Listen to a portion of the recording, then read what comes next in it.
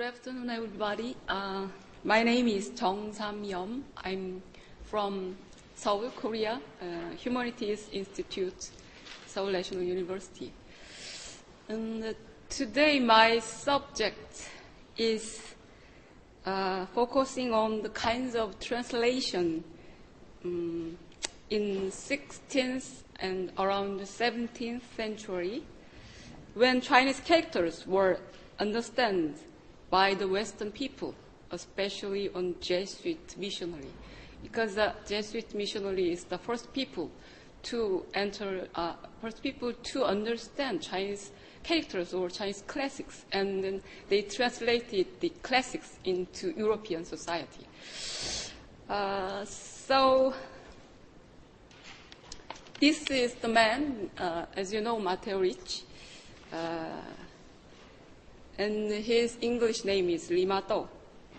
When it comes to the first meeting between the Chinese text and the Western thought, we have to consider the activity of Jesuits.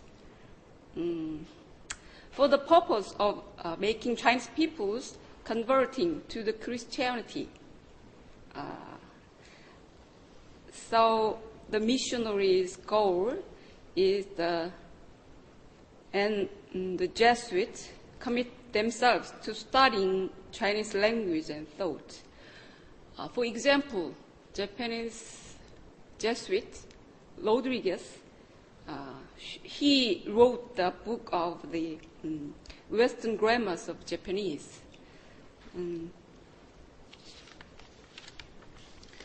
But their effort to study Chinese characters, the task was hard work.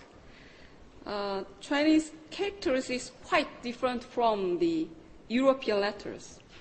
There was no alphabet, but as many letters as there are words. So desperately, the Jesuits, they tried to find find a way memorize so many Chinese characters.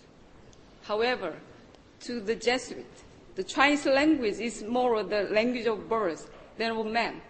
It's quite different language.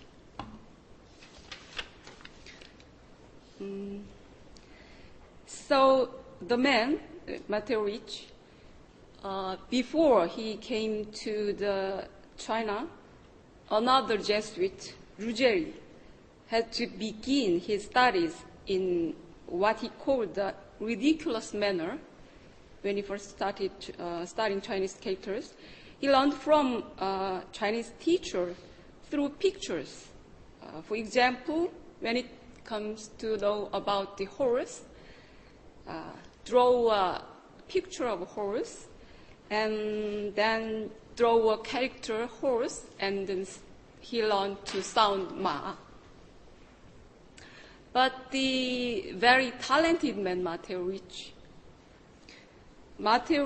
has a very incredible memory to memorize the Chinese characters. So he showed the way how to know the meaning and know the pronunciation of Chinese characters to the Chinese literati. Chinese people were astonished by his ability.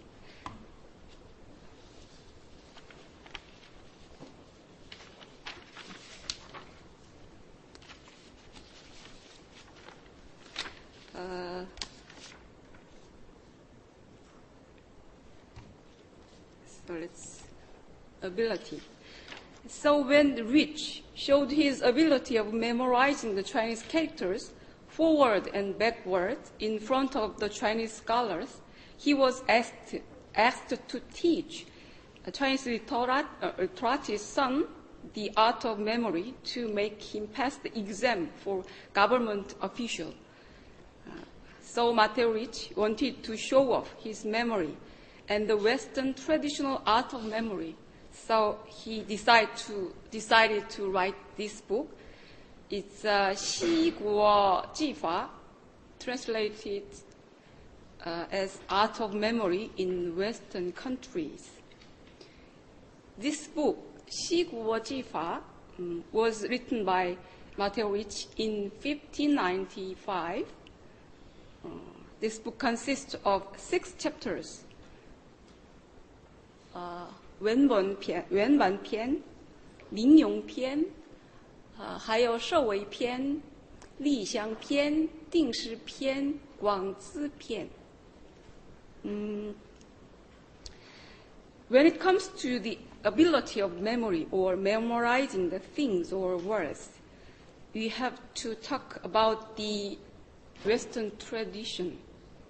Because an immense weight of history in Western tradition presses on the memory section of the text Rhetorica ad Herennium around in BC 90. The book, the Rhetorica ad Herennium, was a well-known and much used text in the Middle Ages. The art of memory in the Western tradition must refer back consistently to this text as the main source of the tradition. So every art of memory, as memorativa, treatise with these rules for places, its rules for images, its discussion of memory for things and memory for words. So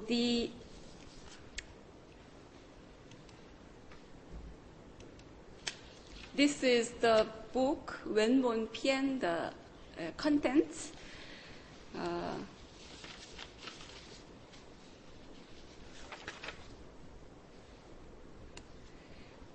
So according to this Western tradition of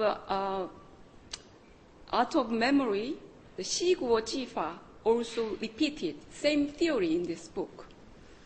So you see in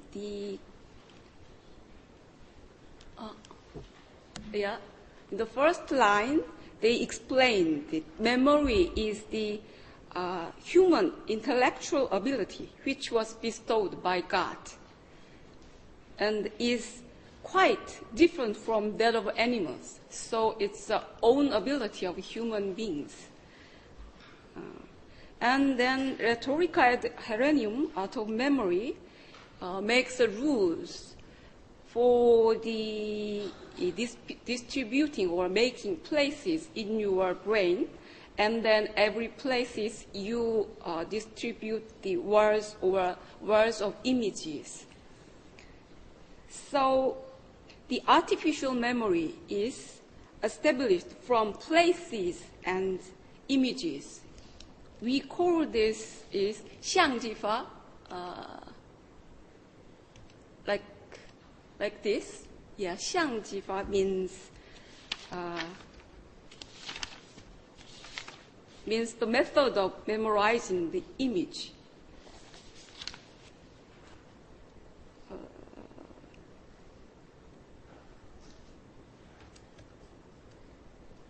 And let me explain the way how can you memorize the words and then places. At first, before memorize the words, we should make places first. For example, you in your head, in your imagination, you make one room and 4 corners. So it explains that kind of process. 4 corners is east-west or east-west. Oh, I'm sorry, east-south, and then east-north, and west-north, and west-south. And then you distribute that each word in each corner. So let me explain just one example. In the one room, you can place this letter U. This is it's placed in the eastern south area, and then you make the image like a brave man wearing a battling suit, and then holding the weapons, and then holding one man and obstacling it. That kind of image you can make it.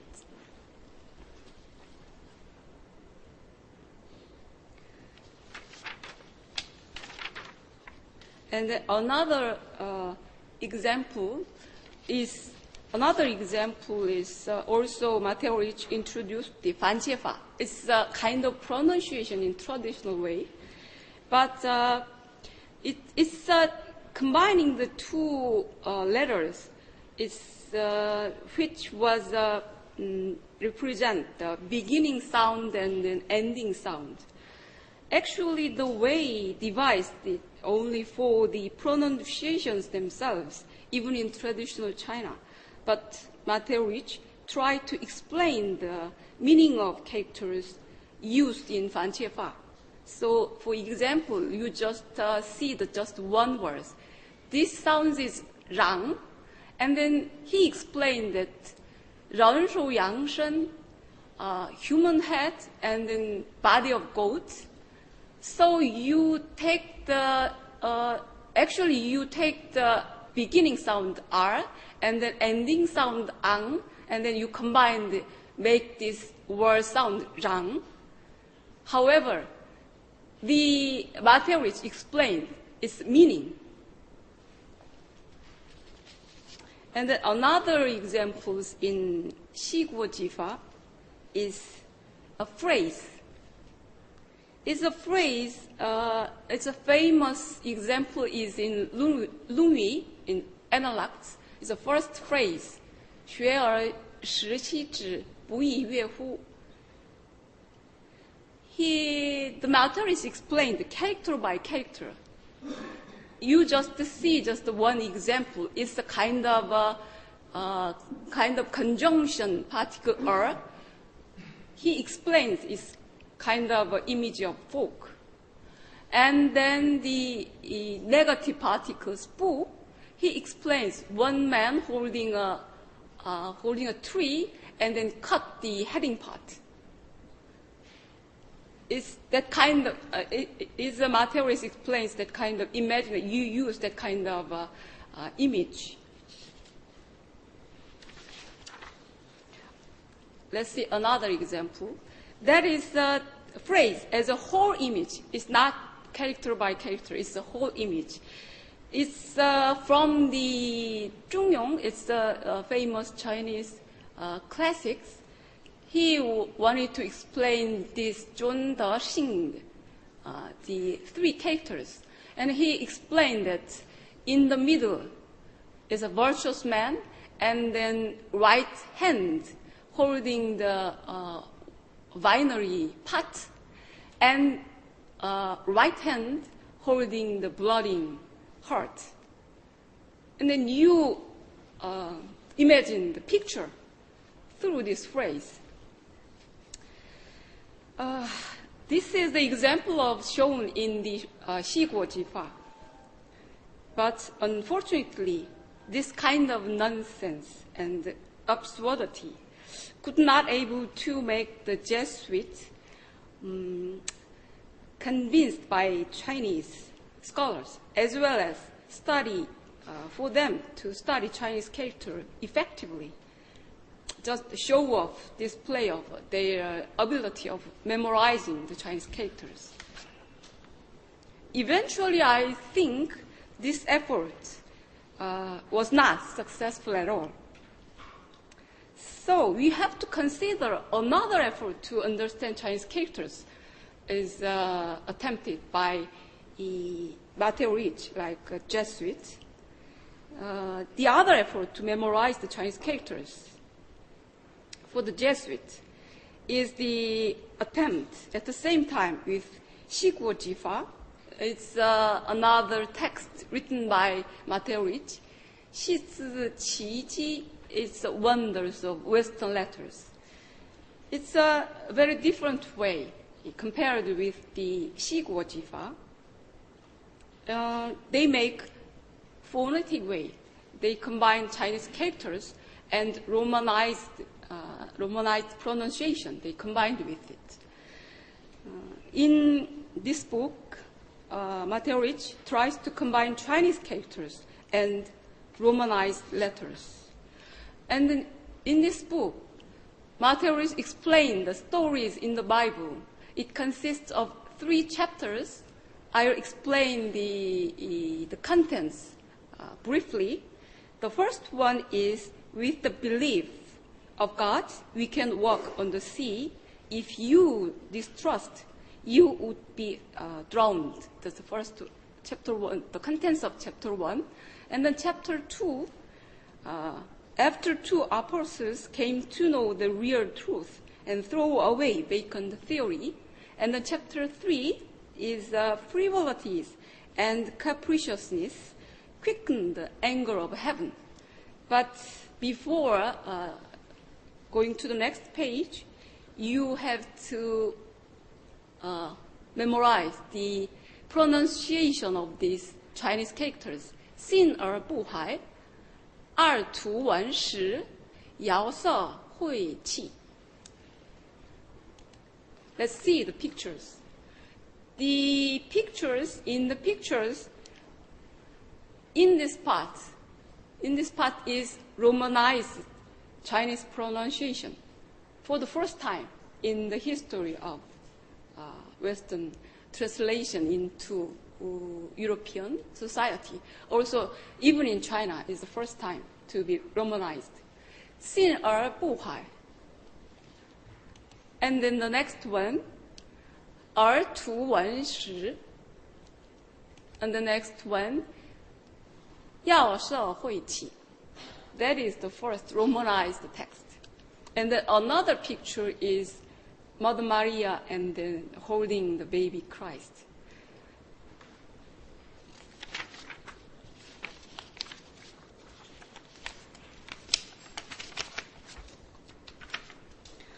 And then we are focusing on another work, was compiling a dictionary.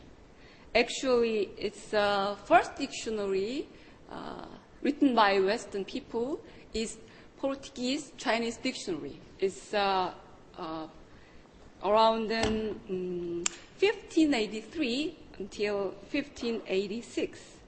It was written by Matteo Ricci and Michele Ruggeri, and another scholar, he is very talented with music and sound, is Lazzaro Cattaneo. And then this dictionary is compiling Portuguese words and Chinese characters and their Romanizations.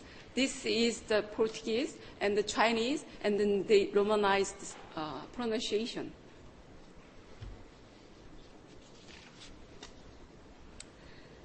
After their effort of Romanization of Chinese characters, Nicolas Trigo, another Jesuit, made this book, 悉如而字幕, the aid to seeing and hearing of Western scholars.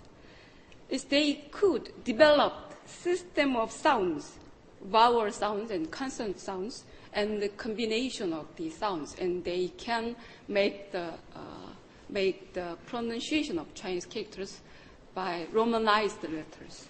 So you can see that this one is a vowel sound, and then this part is consonant sound. Yeah, you see that this one is too. And then in the help of the scholars of very talented about sound, especially the help of Lazzaro Cattaneo, the Jesuit divined the system for identifying the different tones. Because Chinese has so many tones that for the Jesuit, it's not easy to understand the kind of various tones. So this book, this 悉如而目字, this book also influenced to even the Chinese traditional scholars to study their phonetics. And then after this, Jesuits relied on the techniques of kind of phonetics. They tried to explain the Chinese text or Chinese language by the grammatical way. So about 1682, Francisco Varro is also Jesuit. He made a book. And then that book is a grammatical way to explain Chinese language and characters. So before that, the Jesuits, at first they bewildered on finding out that Chinese had neither articles, nor cases, nor genders, or nor tenses, nor modes. But gradually, they came to know of Chinese grammar and made use of it to learn Chinese language.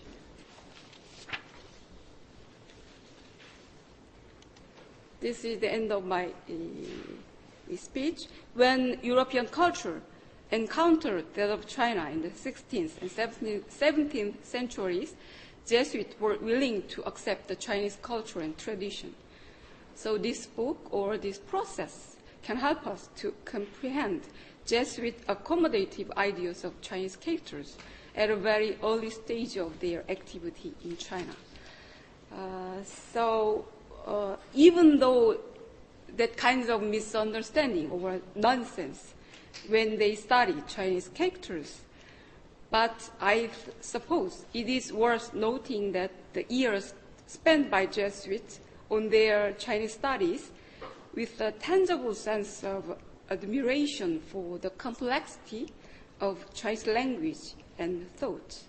With the help of their effort, we can now understand the beginning phase or beginning stage of interaction between Eastern and Western civilization. So this is my presentation. This is it. Thank you for your patience.